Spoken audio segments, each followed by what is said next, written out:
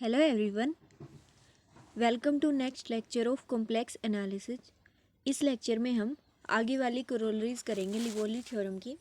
तो पिछले लेक्चर में हमने लिवोली थ्योरम से के ऊपर बेस्ड दो इम्पोर्टेंट रिजल्ट्स थे, उनको क्या था, उनका प्रूफ भी देखा था। तो अभी हम आगे वाली जो इम्पोर्टेंट जो नोट्स हैं या फिर कोरोलरीज हैं बोल सकते हैं आप, वो करेंगे, जिनसे रिलेटेड हम काफ़ी सारे क्वेश्चंस कर सकते हैं लिवोली थ्योरम के। तो जो थर्ड वाला पॉइंट है उसमें क्या बोला गया है कि if F Z is equal to you plus iota we is an entire function and if there exist a b and k such that A you plus B we less than equal to k then f z must be a constant function. तो देखो, हमने पीछे starting में सबसे पहले जब हमने definition देखी थी तो उसमें हमने बोला था कि एंटायर प्लस बाउंडेड फंक्शन क्या हो जाएगा, कांस्टेंट हो जाएगा।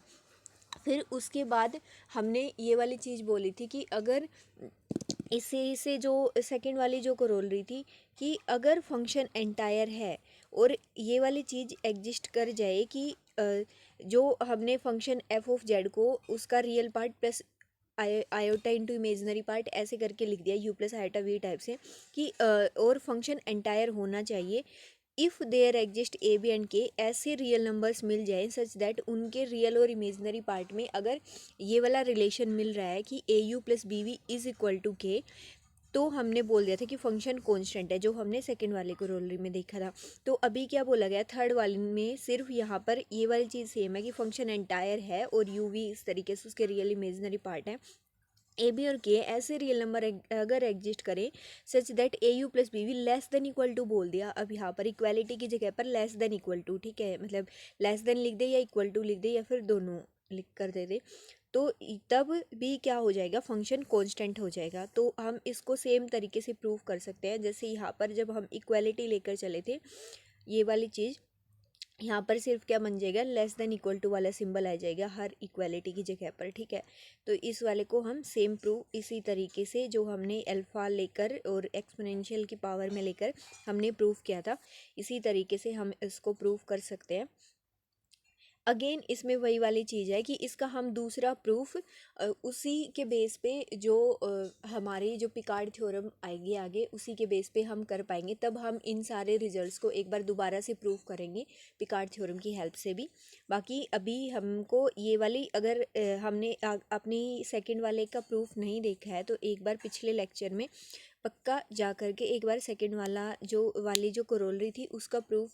देखना, तब आपको अच्छे से ये वाली चीज़ क्लियर हो जाएगी और उसी तरीके से आप ये थर्ड वाले को भी प्रूफ कर पाएंगे। बाकी हमसे एग्ज़ाम में ये प्रूफ करने को नहीं पूछेंगे क्योंकि वहाँ पर हमें इन रिजल्ट्स को यूज करके अपने क्वेश्चन सोल्व करने हैं, ठीक है। तो ये वाला रिजल्ट हमें याद रखना है अच्छे से। जैसे ही कुछ ऐसा दे दिया, मान लो यहाँ पर हमारा function U plus iota we type कर लिख रखा है और बोल रखा है कि एंटायर फंक्शन है, या फिर अगर मतलब कुछ ऐसे दे दिया कि हमें जैसे दे दिया कि साइन जेड, तो हमें पता है ये एंटायर फंक्शन है, तो साथ में कंडीशन क्या करके दे दे, मतलब जो, या फिर ऐसा कई बार ऐसा भी हो सकता है बिना फंक्शन के बताए सिर्फ इतना दे दे कि फंक्शन एंटायर फंक्शन है, यानी कि फंक्शन पूरे सी पे एनालिटिक है। और साथ में कुछ ऐसी कंडीशन मान लो जैसे उन्होंने दे दिया 3u माइनस के 2v इज इक्वल टू 1, ठीक है, ये कंडीशन सेटिस्फाई कर रहा है, तो ये पूछा है कि फंक्शन कांस्टेंट है या नहीं है। तो यहाँ पर क्या है, जैसे ए की वैल्यू तो यहाँ पर 3 आ गई, बी की वैल्यू -2 आ गई और के की वैल्यू 1 आ गई, ठीक है। ये वाले अगर ये तो इक्वल टू वाला है, सेकंड वाला जो हमने पिछले लेक्चर में जो प्रूव किया था वो वाला। यहाँ पर अगर लेस देन इक्वल टू लिख देंगे ये वाला तो ये जो थर्ड वाले को रोल है इसके बेसिस पर हम बोल देंगे कि फंक्शन हमारा क्या हो जाएगा, कांस्टेंट फंक्शन हो जाएगा, ठीक है, कुछ इस तरीके से। अभी इसके बाद है फोर्थ वाले में बोला गया है if F Z is equal to you plus iota we is an entire function if A B, जैसे यहाँ पर हमने लेस देन इक्वल टू बोला था, इसमें हम ग्रेटर देन इक्वल टू बोल सकते हैं, तो भी फंक्शन क्या होगा, कांस्टेंट फंक्शन होगा, ठीक है। तो इसको हम ऐसे ही प्रूव कर सकते हैं कि जो सेकंड वाला जो प्रूफ हमने लिया था, यहाँ पर ग्रेटर देन इक्वल टू तब हो जाएगा जब सेकंड वाले में हम क्या करेंगे, नेगेटिव साइन से मल्टीप्लाई कर देंगे, यहाँ पर लेस देन इक्वल टू लेकर चलेंगे जब, और फिर नेगेटिव साइन से मल्टीप्लाई कर देंगे तो इनइक्वालिटी क्या हो जाएगी, चेंज हो जाएगी, दोनों साइड यहाँ से ग्रेटर देन इक्वल टू वाले बन के हो जाएंगी, ठीक है। तो ग्रेटर देन इक्वल टू वाला भी ले सकते हैं हम, ठीक है, यानी a you plus B v equal to k हो, a you plus B we less than equal to k हो, या a you plus B v greater than equal to k हो, तीनों ही केसेज में। और अगर साथ में फंक्शन दिया हुआ है कि फंक्शन एंटायर है तो हमेशा वो फंक्शन क्या हो जाएगा, कांस्टेंट बन जाएगा। तो अभी क्या करना है, जो फिफ्थ वाला है, फिफ्थ वाले में क्या बोला गया है कि f is equal to you plus iota V is an entire function and if u greater than equal to zero, कि अगर उसका मतलब इस तरीके से लिया गया है कि फंक्शन हमने कुछ लिखा ए यू प्लस आयोटा वी के फॉर्मेट में तोड़ लिया एफ ऑफ जेड को। मान लो कि जैसे हमारे पास फंक्शन दिया हुआ है, ऐसे दे दिया कुछ ई की पावर जेड दे दिया, ठीक है। तो ई की पावर जेड को हम क्या करेंगे, ई की पावर एक्स प्लस के, मतलब ये है f of z is equal to e की पावर जेड, ठीक है। तो ई की पावर जेड को ई की power X plus iota Y, क्योंकि जेड को हम लिख सकते हैं एक्स प्लस आयोटा वाई, इसको हम लिख सकते हैं ई की पावर एक्स इंटू ई की पावर आयोटा वाई, ठीक है। और ई की पावर एक्स यहाँ से अगर हम इसको यू प्लस आयोटा वी की फॉर्मेट में लिखना चाहे तो ई की पावर आयोटा वाई को हम क्या लिख सकते हैं, कोस वाई प्लस के आयोटा साइन वाई, ठीक है ना, इस तरीके से। तो यहाँ से हमें रियल पार्ट तो क्या मिलेगा, ई की power X into cos Y, और इमेजनरी पार्ट क्या मिलेगा, ई की power X into sine Y, ठीक है। ये दोनों के साथ मल्टीप्लाई होगा अंदर जाके। इस तरीके से हम पहले सेपरेट करेंगे रियल और इमेजनरी पार्ट में, मतलब यू प्लस आयोटा वी में ब्रेक करेंगे, इस तरीके से लिखेंगे उसको, पोलर फॉर्म में लिखेंगे जो एफ ऑफ जेड है उसको। और तब अगर हमारे पास ये वाली चीज़ होल्ड हो रही है कि जो अगर यू वाला पार्ट है, मतलब जो रियल पार्ट है एफ ऑफ जेड का जो रियल पार्ट है, जेड का रियल पार्ट नहीं, जेड का रियल पार्ट तो हम एक्स बोले, एफ ऑफ जेड का जो रियल पार्ट है, जैसे हमने ई की पावर जेड वाला एग्जांपल लिया था, तो उसमें एफ ऑफ जेड का रियल पार्ट क्या आया था, ई की power X into cos X आया था, है ना। और इमेजनरी पार्ट ई की power X into sine cos Y आया था, ठीक है। ई की पावर इमेजनरी वाला बनेगा ई की power X into sine Y बनेगा, इस तरीके से। तो अगर हमारा कुछ ऐसा, जैसे इस वाले में तो हम नहीं बोल सकते कि हमेशा ग्रेटर देन इक्वल टू ही जीरो होगा कोस ई की power X into cos Y में, मतलब ये तो सिर्फ हमने खोल कर देखने के लिए लिखा था ये वाला एग्जाम्पल, क्योंकि यहाँ पर तो वाई जब टू पाई बाई टू का ओड मल्टीपल होगा तब जीरो बन भी सकता है उस केस में। तो लेकिन अगर ऐसा हो रहा है कि जब F Z is equal to you plus iota V, इस तरीके से हमने लिखा एफ फंक्शन को पोलर फॉर्म में, मतलब खोल के लिखा यू प्लस आयोटा वी की फॉर्म में, तो वहाँ पर अगर जो रियल पार्ट है ना U greater than equal to zero है हमेशा, मतलब नेगेटिव नहीं होने का कभी भी, अगर इस तरीके का है, मान लो कि कुछ ऐसा मिल गया रियल पार्ट ई की पावर एक्स प्लस के इमेजनरी पार्ट कुछ मिल गया आयोटा इंटू माइनस के ले लो एक्स स्क्वायर, इस तरीके से मिल गया, ठीक है। तो यहाँ पर क्या है, रियल पार्ट ये वाला है ई की पावर एक्स, और ये तो हमेशा क्या होगा, ये तो जीरो भी नहीं हो सकता, ये तो ई की पावर हाँ ये वाला क्या होगा, हमेशा हमें पॉजिटिव वैल्यू देगा ई की पावर एक्स वाला, तो इसको हम बोल सकते हैं कि greater than equal to zero होगा, और ये ही क्या है, इसका रियल पार्ट है यू वाला, ठीक है। तो इस तरीके से तो जब ये वाली कंडीशन होल्ड होगी तो इसी को हम क्या बोल सकते हैं, तब भी हमारा फंक्शन क्या बनेगा, कांस्टेंट होगा, F of z is constant. इस वाली चीज़ को हम उसी से कनेक्ट कर सकते हैं जो हमने पीछे वाली जो कोरोलरी देखी थी फोर्थ वाले की, उसमें हमने ये बोला था ना a you plus B v greater than equal to some k, तो वहाँ से हम क्या लिख सकते हैं, u greater than equal to zero, इस वाली चीज़ को हम क्या लिख सकते हैं, one into you plus zero into v, क्योंकि इसमें वी तो है नहीं, greater than equal to zero है, के की वैल्यू जीरो होगी, तो ये एक रियल नंबर है जीरो जो वैल्यू आई है। और ये वाला यहाँ पर ये यू का कोफिशिएंट वन क्या है, जो ए की वैल्यू आई है वन, वो भी रियल नंबर है, और ये बी क्या है, यहाँ पर जीरो आया, तो ये भी रियल नंबर है, मतलब वही वाली चीज़ से ये फोर्थ वाले से ही हम बोल सकते हैं कि ये वाला क्या है, पॉजिटिव कांस्टेंट बन जाएगा, ठीक है, मतलब u greater than equal to zero. इसी तरीके से u less than equal to zero वाला, u less than equal to zero वाले को यहाँ से हम क्या हो जाएगा, one into you plus zero into we less than equal to zero, तो ये वो वाला बन गया ना कि a you plus B we less than equal to k वाला, मतलब जो हमने थर्ड वाले में देखा था a you plus B we less than equal to k वाला, वहाँ से हम बोल सकते हैं कि तब भी फंक्शन कांस्टेंट बनेगा। ऐसे ही v greater than equal to zero हो, v less than equal to zero हो, या u strictly greater than zero हो, u strictly less than zero, v strictly greater than zero है, या फिर v strictly less than zero है, ये सारे इन्हीं के स्पेशल केसेज है, a you plus B we less than equal to k या फिर ग्रेटर देन इक्वल टू के, यहीं से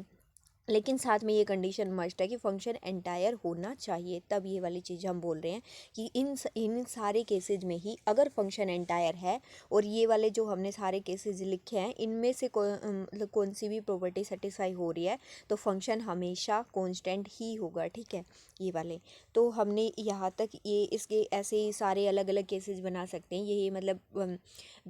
कांस्टेंट जो ए बी और के थे ना उनकी वैल्यू चेंज कर करके बहुत सारे ऐसे हम एग्जांपल्स क्रिएट कर सकते हैं। तो इन सारे केसेस में क्या बनेगा, कांस्टेंट बन जाएगा फंक्शन, ठीक है। और जो अब इससे आगे वाला है, ठीक है, ये वाला बहुत इंपॉर्टेंट है। ये वाले भी मतलब करोलरी ही बोल सकते हैं उसकी, या फिर इंपॉर्टेंट नोट डाल करके ऐसे लिख सकते हैं कि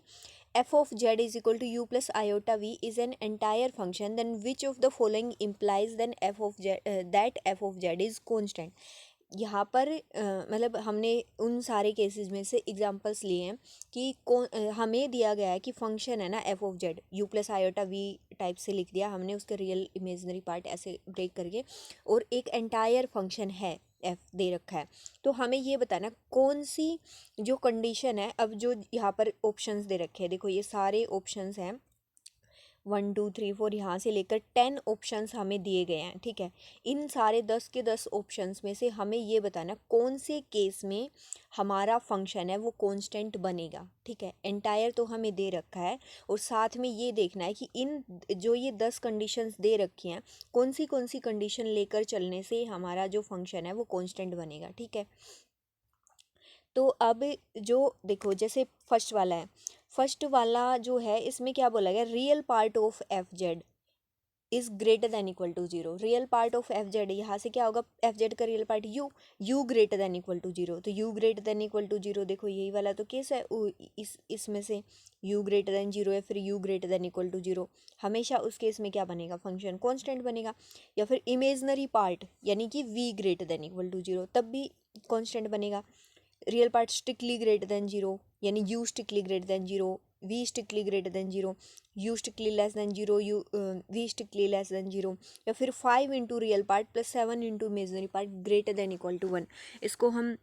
ऐसे बोल सकते हैं ना, 7 इंटू रियल एफ जेड का रियल पार्ट क्या है, यू है, 7 into imaginary part F Z का कितना है, वी है, ये ग्रेटर देन इक्वल टू 1 है। तो इसका मतलब ये वो वाला केस हो गया ना, a you plus B v greater than equal to k. तो यहाँ से ए की वैल्यू 7 है, वी की वैल्यू भी 7 है और के की वैल्यू 1 है। तो यहाँ से भी हम तो बोल सकते हैं कि क्या बनेगा, कांस्टेंट बनेगा। अब एट्थ वाले में ये बोला गया है 8 into you plus 19 into we less than equal to 1729। तो यहाँ पर के की वैल्यू ये दे रखी है 1729 और ये ए की वैल्यू है, ये बी की वैल्यू है। तो इस तरीके से यहाँ से भी हम बोल सकते हैं a you plus B we less than equal to k वाले से के कांस्टेंट बन जाएगा, ठीक है। अब एफ जेड का modulus greater than equal to 1 है, ठीक है। एफ जेड का जो मॉडुलस है वो ग्रेटर देन इक्वल टू 1 है, तब भी हम ये वाली चीज़ बोल सकते हैं। ये कौन सा केस है, ये वो वाला केस है जो हमने फर्स्ट वाली कोरोलरी पढ़ी थी इससे पिछले वाले लेक्चर में, लेक्चर नंबर 17 में, जिसमें हमने बोला गया था कि अगर फंक्शन एंटायर है और साथ में कौन सी कंडीशन सेटिस्फाई कर रहा है कि एफ जेड का जो मॉडुलस है वो ग्रेटर देन इक्वल टू किसी एम से है, जहाँ पर एम कोई पॉजिटिव रियल नंबर है। यहाँ पर इस वाले एग्जाम्पल में उस m की वैल्यू कितनी है, 1 है। तो तब भी हमारा फंक्शन क्या हो रहा था, कांस्टेंट हो रहा था। अगर आपने ये वाला लेक्चर नहीं देखा है तो एक बार ज़रूर आप पिछले वाले जो दोनों लेक्चर्स हैं उनको देखें, लिंक आपको डिस्क्रिप्शन में मिल जाएगा। तो अब जो ये वाला है एफ जेड का modulus less than equal to 1729, तो यहाँ से तो डायरेक्टली ही ऊपर हमें बोल रखा है कि फंक्शन एंटायर है और एफ जेड का modulus less than equal to ये नंबर। तो यहाँ से तो हमें क्या मिल गया कि एफ जेड का modulus less than equal to some M, ठीक है। एम कोई भी रियल नंबर है, तो यहाँ से तो हमें डायरेक्टली मिल गया कि फंक्शन क्या है, हमारा बाउंडेड फंक्शन है। That means entire plus bounded implies constant. यहाँ पर तो डायरेक्टली लिवोली थ्योरम लग गई, ठीक है। तो ये वाली चीज़ है, यहाँ ये वाले ही इसके इम्पोर्टेंट कुछ रिजल्ट्स थे, मतलब ये एग्जांपल्स हमने देख लिए कि इन केसेज में हम बोल सकते हैं कि हमारा फंक्शन है वो कांस्टेंट हो जाएगा, ठीक है। तो ये वाले रिजल्ट्स को आप बिल्कुल अच्छे से एक बार रिवाइज करके और तब अपने क्वेश्चंस ट्राई करके देखना। मतलब इनके अलग अलग केसेज आप बना सकते हैं, अलग अलग, कभी real part greater than zero, imaginary part और इस तरीके से। लेकिन सबसे मस्ट कंडीशन ये वाले जरूर होनी चाहिए, फंक्शन एंटायर होना चाहिए, तब ये वाले केसेज हमने क्रिएट करे हैं। तो यहाँ इस वाले लेक्चर में इतना ही। आगे वाले लेक्चर में हम एग्ज़ाम के क्वेश्चंस करेंगे लिवोली थ्योरम के ऊपर बेस्ड, और हम एक्सटेंडेड लिवोली वाला जो कॉन्सेप्ट है उसको भी पढ़ेंगे, देन उसके क्वेश्चंस को करेंगे और अच्छे से, मतलब जो अभी वहाँ से बिल्कुल और इम्पोर्टेंट वाली चीज़ें स्टार्ट होंगी कि जो एग्ज़ाम में जो एग्ज़ाम लेवल के जो क्वेश्चंस होते हैं वो किस तरीके के जो क्वेश्चंस आते हैं गेट में भी और नेट में भी। जो क्वेश्चंस जो अभी तक हमने ये बेसिक वाली चीज़ें करी हैं, पर इनको हमने इसलिए करा है बिल्कुल स्टार्टिंग में एक बार अच्छे से रिवाइज, ताकि हम उन वाले क्वेश्चंस तक पहुंच पाएँ, अच्छे से उन क्वेश्चंस को हम सोल्व कर पाएँ। नहीं तो हम डायरेक्टली बिना बेसिक क्लियर करे वहाँ तक उन क्वेश्चंस को नहीं कर पाते। तो इस लेक्चर में इतना ही रखते हैं, आगे वाले लेक्चर में करेंगे आगे बिल्कुल अच्छे से। Thank you, all the very best.